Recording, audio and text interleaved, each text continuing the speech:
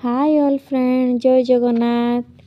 तो आपण को मो मिनी ब्लॉग स्वागत। तो आपण माने एठी देखि पारुछथि मो दुई झियो केमती माछो खाइबा पई पूरा व्यस्त होई गलेनी।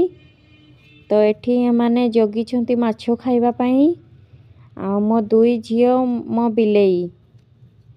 तो आम घरर बड़ बिलेई एई माने दुई जण माछो खाइबा पई पूरा अस्तव्यस्त। तो आपण माने ही कुहंतु आपण को घरे एमिति बिलेई अछंती। आपण को घरे जदि एमिति बिलेई अछंती ताले निहाती कमेंट करी कहिबे। आ वीडियो भलो लागिले लाइक कमेंट सब्सक्राइब करि देबे संग माने। Thank you bye.